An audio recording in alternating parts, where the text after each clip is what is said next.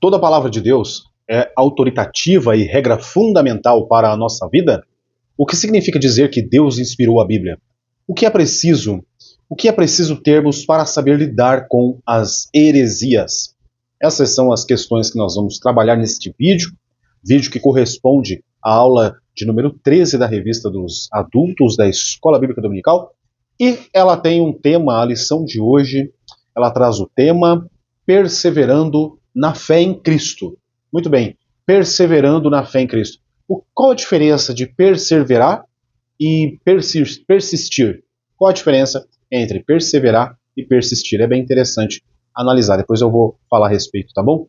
Então fica aí no vídeo, não sai, deixa o like, se inscreva no canal, ajuda aí o irmão Thiago a tá ficando mais animado para gravar. Estamos chegando nesse vídeo final do nosso primeiro trimestre de 2025, o qual foi muito bom, muito interessante, falando das heresias que nós precisamos estar atentos, em defesa da fé, combatendo as antigas heresias que se apresentam com nova aparência. Esse é o tema da nossa revista, que chega ao final, então, neste vídeo, com esta videoaula aqui. Espero que os irmãos tenham, do pouquinho que eu falo aqui, aproveitado alguma coisa, não só para os professores, mas também para você que não é professor e, como eu falei no outro vídeo, que vai ser um professor em nome de Jesus, amém?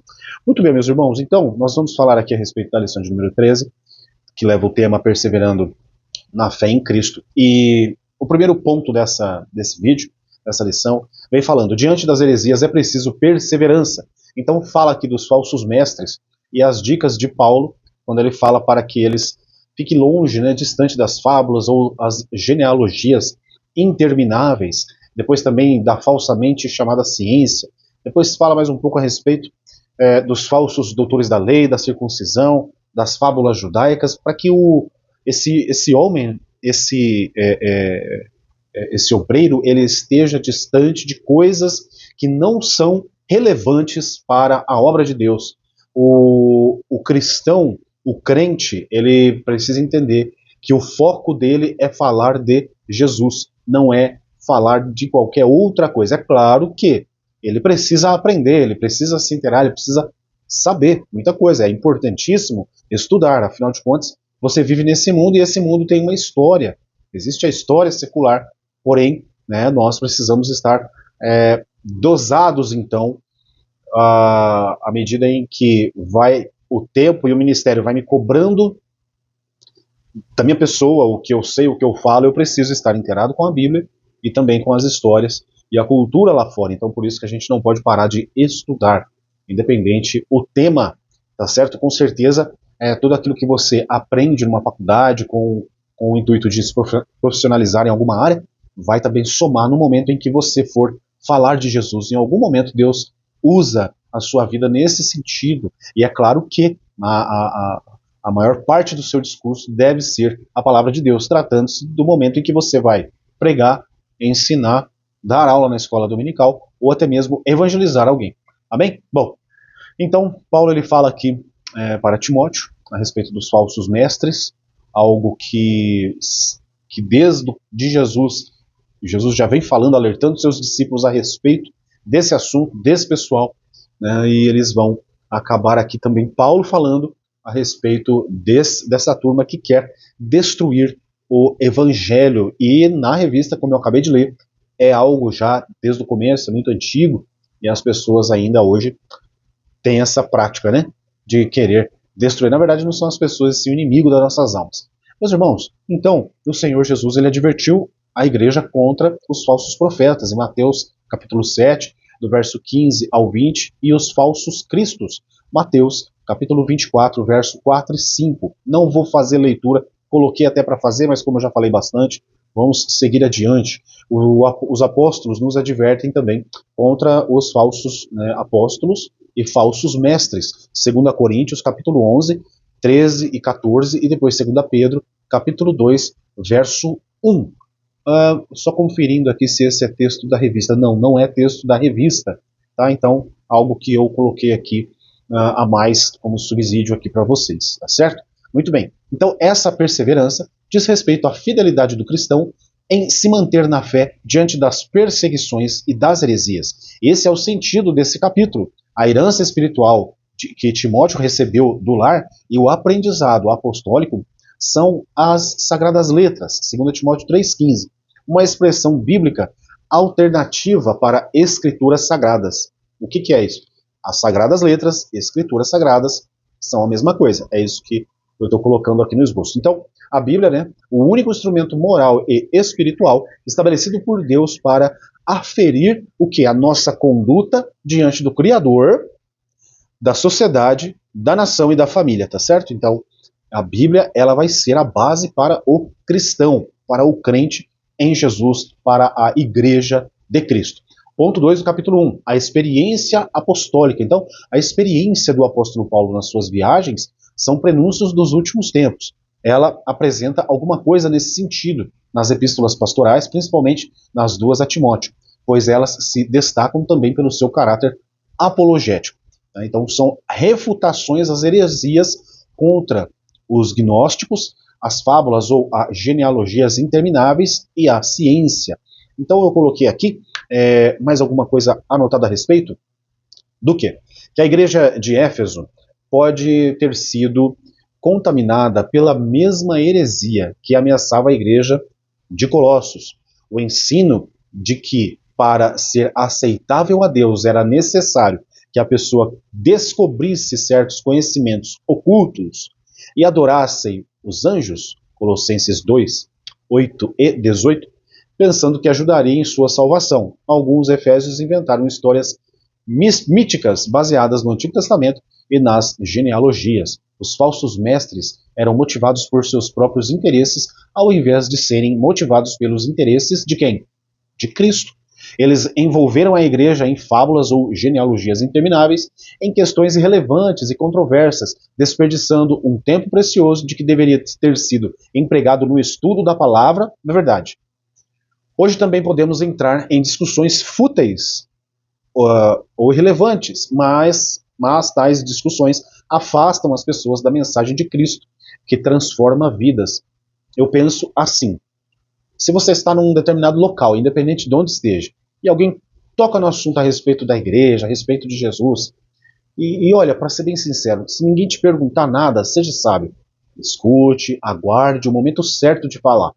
Às vezes a gente, por servir a Cristo, por ter essa fé, né, essa perseverança, nessa fé em Cristo, nós queremos falar, nós queremos, não, mas não é assim e tal. Não faça isso, não crie uma discussão, não assim como está dizendo o texto esboço aqui, mas uma discussão acaba sendo uma discussão inútil por parte nossa, e nós não podemos fazer isso. Então, minha dica, né, é de que quando você ouvir as pessoas falando, até mesmo falando mal, a igreja e tal, o pastor e tal, não sei o quê, fica tranquilo. Na hora certa, Deus vai te dar a oportunidade para você falar. E se você falar, quando você falar, você vai falar aquilo que convém a respeito da Sagrada Escritura. E não de um contexto seu, um achismo, ou porque alguém falou. Não. Estude a palavra de Deus e tenha conteúdo, e tenha base para poder falar e debater com as pessoas de uma maneira educada, sóbria, tá certo? Não entre em conflito que não vai levar a lugar nenhum, somente depois a vergonha sua própria e também do crente, né, dos evangélicos e tal. Mas, com certeza, todo mundo já entendeu o que eu quero dizer aqui. Meus irmãos, então, essas práticas, né, consomem o tempo que devemos usar para compartilhar as boas novas com outras pessoas. Você deve evitar qualquer coisa que lhe impeça de fazer a obra de Deus. A expressão falsamente chamada ciência, em 1 Timóteo 6,20, sem dúvida é o combate ao sistema gnóstico, que chegou ao ápice no século II, tá? Mas hoje temos diferentes frentes, são diversos grupos, cujos pensamentos e doutrinas divergem da teologia evangélica, mas nem por isso deixemos de manifestar o nosso respeito e afeto pelos seus seguidores, conforme nos manda o Senhor Jesus e seus apóstolos. E aí alguns versos aqui, Mateus 7,12, Marcos 12, 29, 31, Romanos 13, do 8, 9 e 10, mas sem deixarmos de defender a verdade bíblica. Ponto 3 do capítulo 1, entendendo o querer. Referência aqui do versículo de número 12. O que diz lá? E também todos os que piamente querem viver em Cristo Jesus padecerão o quê? Honra. Não, padecerão perseguições. Né? Padecer honra não dá, né?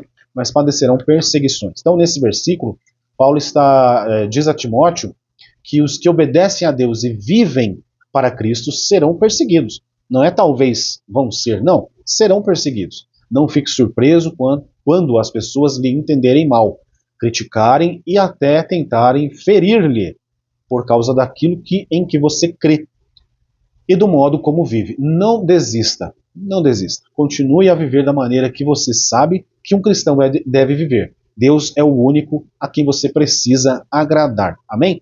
João 15, 18 ao 21, que nos diz: se o mundo vos odeia, sabei que primeiro do que a vós, me odiou a mim. Se vós fosseis do mundo, o mundo amaria o que era seu. Mas porque não sois do mundo, antes eu vos escolhi do mundo. Por isso é que o mundo vos odeia. Lembrai-vos da palavra que vos disse: não é o servo maior do que o seu senhor. Se a mim me perseguiram, também vos perseguirão a vós. Se guardarem a minha palavra, também guardarão a vós. Mas tudo isso vos farão por causa do meu nome, porque não conhece aquele que me enviou. Mateus 5, 11 e 12. Bem-aventurados sois vós, quando vos injuriarem e perseguirem e mentindo, disserem todo mal contra vós por minha causa. Exultai e alegrai-vos, porque é grande o vosso galardão nos céus, porque assim perseguiram os profetas que foram antes de vós. Amém? Então, guarde essa palavra no seu coração. Ponto 4 do capítulo 1, características dos enganadores. Muito bem, a característica dos enganadores. Olha só, 2 Pedro, capítulo 2, do verso 1 ao 3, o que nos diz: e também houve entre o povo falsos profetas, como entre vós haverá também falsos doutores que introduzirão encobertamente heresias de perdição e negarão o Senhor que os resgatou, trazendo sobre si mesmo repentina perdição. E muitos seguirão as suas dissoluções, pelos quais será blasfemado o caminho da verdade. E por avareza farão de vós negócio com palavras fingidas, sobre os quais já de largo tempo não será tardia a sentença, e a sua perdição não dormita. Então, não espere que os falsos mestres e as pessoas mas mudem de comportamento sozinhos. Deixados a sós, eles irão de mal a pior. Mas se tiver a oportunidade, corrija-os de modo em que os conduza de volta à fé em Cristo. Lute pela verdade, especialmente para proteger os cristãos mais jovens. Conselho aqui desse esboço que eu coloquei, falando, né, a característica do enganador. Qual que é a característica, né? Enganadores ou impostores, né? E nenhuma usado na antiga literatura como, aí está, embusteiro, impostor, feiticeiro, charlatão, encantador. Essas são pessoas denunciadas por Paulo, pertencem ao campo religioso. Isso indica que o apóstolo está se referindo a ensinadores doutrinadores de mentiras e falsos mestres, e em nada diferem os falsos doutores. Nenhum deles teve futuro promissor. Então, às vezes, como eu já falei, nós precisamos entender o momento certo de falar. E também, meus irmãos, orar a Deus para Deus mostrar a você quem são as pessoas que estão no nosso meio, ao seu lado, porque pode ser muito bem um enganador, alguém que realmente não tem vínculo com Deus e com Cristo, mas está no nosso meio. Então tome muito cuidado com isso. Ore ao Senhor e Ele vai sempre mostrar, e a verdade, ela prevalece, não é assim?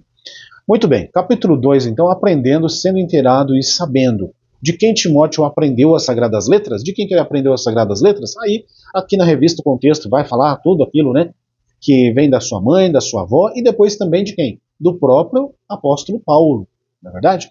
Então, cercado pelos falsos mestres e pelas inevitáveis pressões de um ministério crescente, Timóteo poderia facilmente ter abandonado a sua fé ou modificado a sua doutrina. Uma vez mais, Paulo aconselhou a Timóteo a olhar o seu passado e a permanecer nos ensinos básicos a respeito de Jesus, que são eternamente verdadeiros. Como Timóteo, estamos cercados de falsos ensinos, mas não devemos permitir que a nossa sociedade distorça ou coloque empecilhos à eterna verdade de Deus. Dedique diariamente um tempo para refletir sobre o fundamento de sua fé cristã, encontrando na palavra de Deus que são as grandes verdades que edificam sua vida. Timóteo foi um dos primeiros cristãos da segunda geração. Ele se tornou cristão não em virtude de um evangelista ter pregado um sermão poderoso, mas porque sua mãe e sua avó lhe ensinaram as Sagradas Escrituras, quando ele ainda era uma criança pequena. E a gente tem que entender que essa Sagrada Escritura, que Sagrada Escritura que é essa?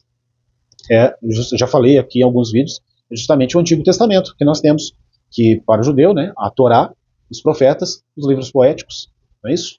Então, é essa escritura que a igreja primitiva tinha como escritura e tinha que mostrar Jesus ali. Não tinha o Novo Testamento. Hoje é muito fácil, não é verdade? É muito fácil.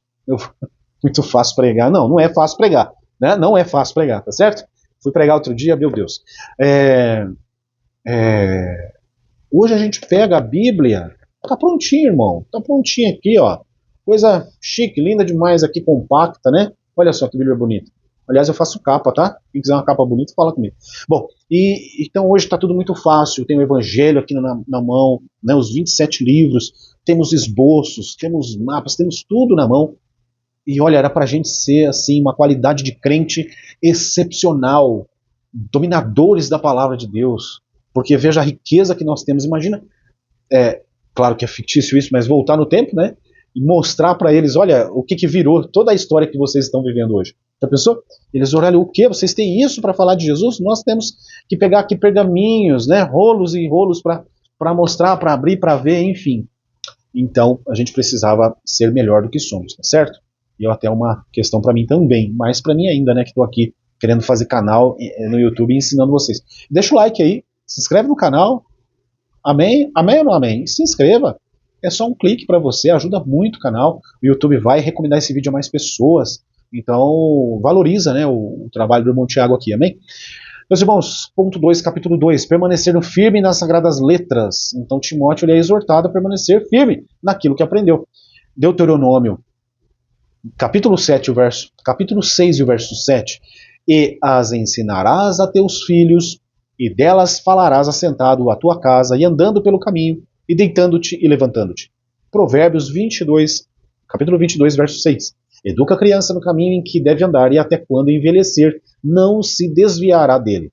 Timóteo foi instruído por sua mãe, por sua avó, por Paulo, mas logo instruiu muitos em sua comunidade. E não só a questão de instruir muitos na sua comunidade, mas também de manter essa perseverança na fé em Cristo e realmente lutar contra as heresias ali no começo da igreja.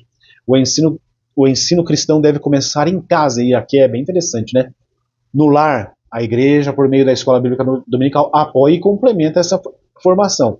Esse princípio vale para os nossos dias. Eu acredito nisso, tanto que aqui em casa eu falo para os meus meninos que aqui precisa ser dita a Bíblia. A Bíblia precisa ser aberta na mesa da nossa casa. Precisa ser lida, precisa ser meditada, precisa ser ensinada para os nossos filhos. Se você não faz isso, comece a fazer desde hoje, desde agora que você está vendo esse vídeo, porque isso é muito importante para as crianças, para você também, você vai aprender muito, porque você vai ler, você vai participar desse momento, esse culto, né? E isso é muito, além de ser muito gratificante, você aprende demais, é gostoso demais ter esse momento em casa. Então, não despreze os momentos que podemos ter em casa com os nossos filhos, ensinando a grandeza da palavra de Deus, sem seus preceitos, sua moral, sua ética e a sua graça. Amém? Ponto 3 do capítulo 2, que diz: a Bíblia é divinamente inspirada. Isso que é igual 1 mais 1 igual a 2 na matemática para nós cristãos, não é verdade? O ensino de Jesus abrange valores espirituais, são instruções que abrangem vários aspectos da vida na área social e espiritual, contribuem na construção de uma sociedade piedosa e civilizada, libertam um homem da ignorância e da cegueira e protege os cristãos de serem levados por todo o vento de doutrina. E aí, como escreveu o apóstolo Paulo, para que não mais sejamos como crianças, arrastadas pelas ondas e levados de um lado para outro qualquer, né, para outro por qualquer vento de doutrina, pela artimanha das pessoas, pela astúcia com que introduzem ao erro, Efésios 4,14. Então Deus tem um interesse no bem-estar social e espiritual do ser humano. O Senhor Jesus Cristo ainda hoje escolhe homens e mulheres para o exercício desse sublime ministério. Fazer discípulo não é a mesma coisa que fazer membro de igrejas, né? O discípulo não é opção, é mandamento divino para a edificação e crescimento espiritual de cada cristão. Isso, por si só, já revela a importância do ensino no ministério. A Bíblia, mais algo aqui a respeito do que disse. Olha só. Isso, a Bíblia, então, ela não é uma coleção de histórias, fábulas, mitos ou ideias meramente humanas a respeito de Deus. Não é um livro humano, a Bíblia é a palavra de Deus. Através do Espírito Santo, Deus revelou sua pessoa e seu plano para certos crentes, os quais escreveram sua mensagem para o seu povo. Este processo é conhecido como inspiração divina, segundo Pedro, capítulo 1, verso 20 e 21. Os autores escreveram levando em conta seus próprios contextos pessoais, históricos e culturais, embora tivesse usado suas próprias mentes, talentos, linguagem e estilo. Eles escreveram o que Deus queria que escrevesse, independente de quem era a pessoa, com tudo que nós passamos e falamos aqui.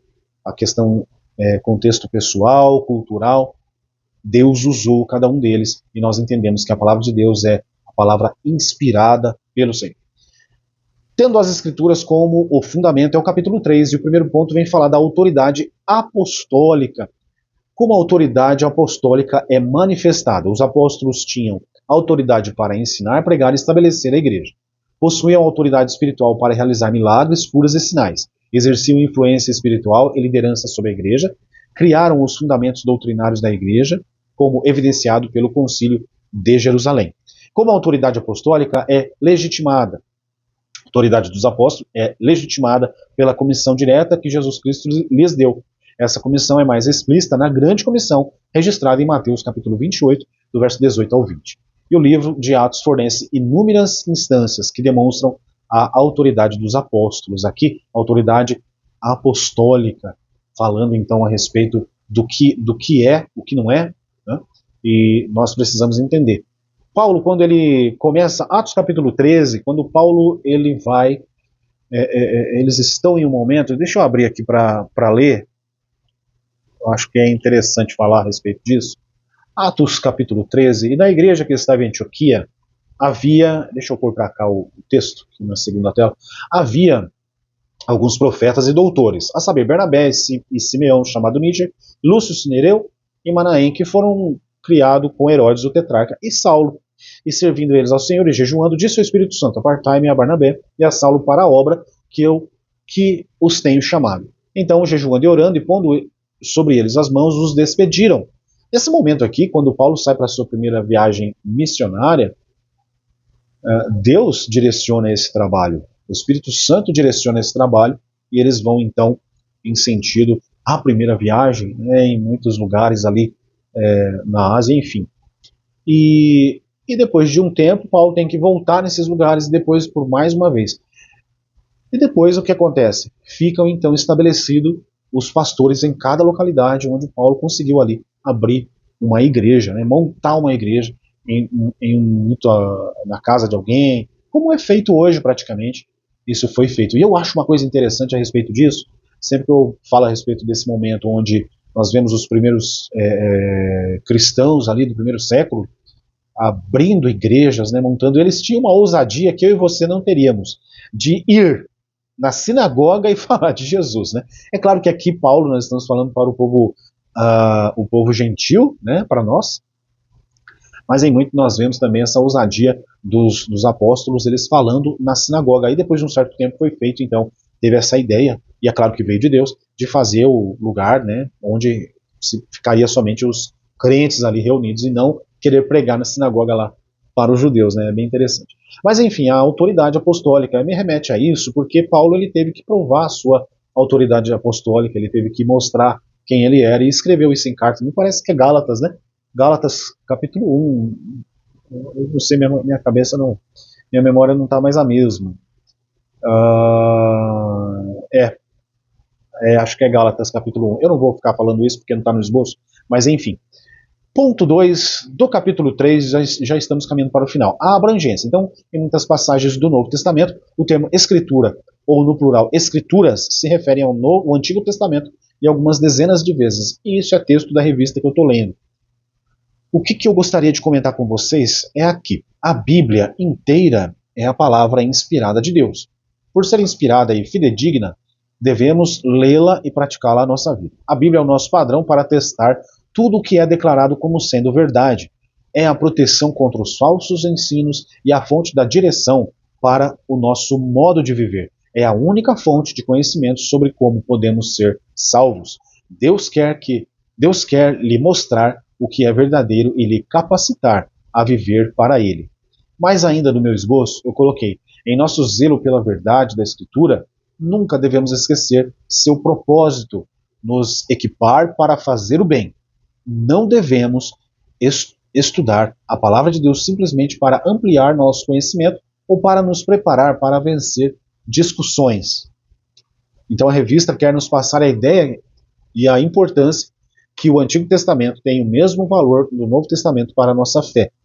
Então, eu achei interessante essa última frase do parágrafo acima, que diz o seguinte: não devemos estudar a palavra de Deus simplesmente para ampliar o nosso conhecimento ou para nos preparar para vencer as discussões, mas viver ela, na verdade, viver a palavra de Deus e fazer com que o reino cresça. De que maneira? Evangelizando, falando para o próximo.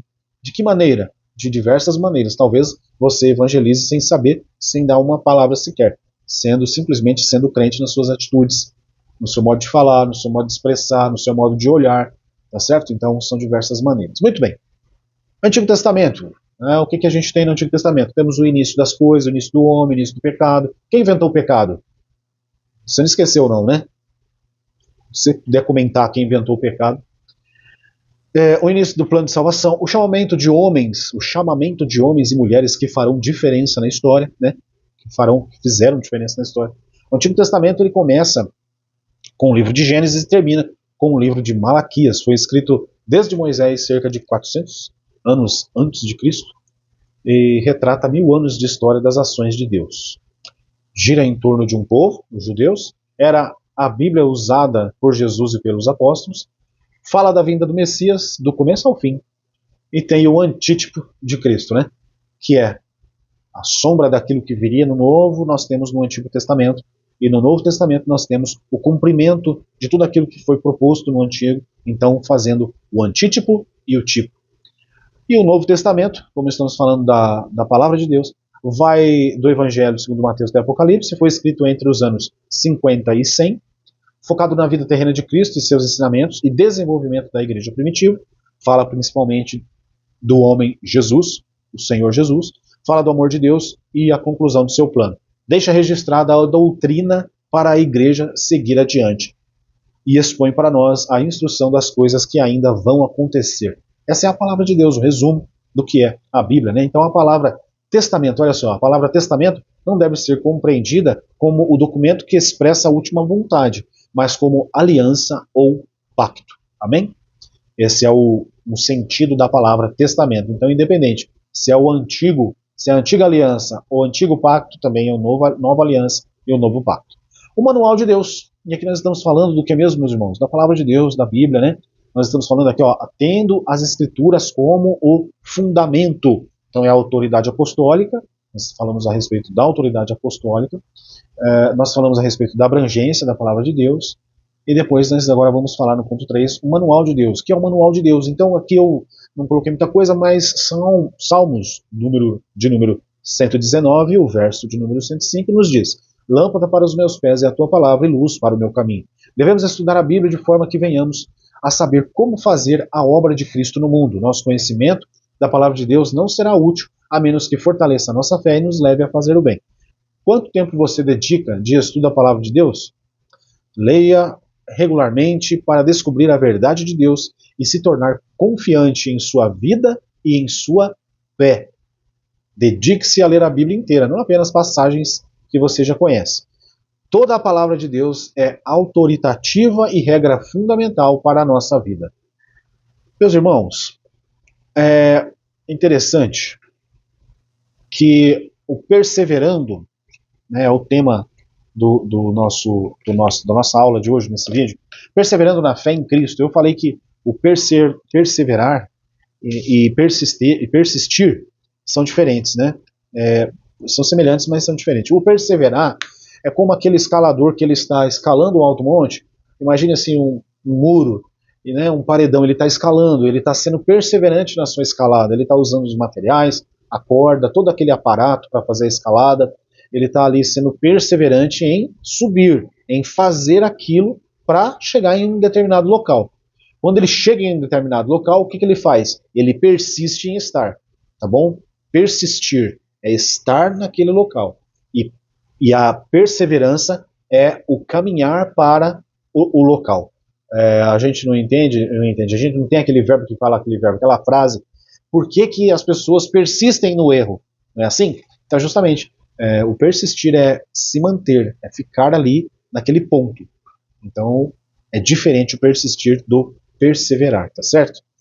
Meus irmãos, eu quero dizer que eu sou grato pela oportunidade de poder estar aqui no YouTube fazendo os vídeos, né, que temos aqui o material para gravar, enfim, estudos e tal. Muito feliz por isso. Mais uma vez convido você a deixar o like, se inscrever no canal, por favor. Faz essa caridade. E compartilhe também. Deixe um comentário.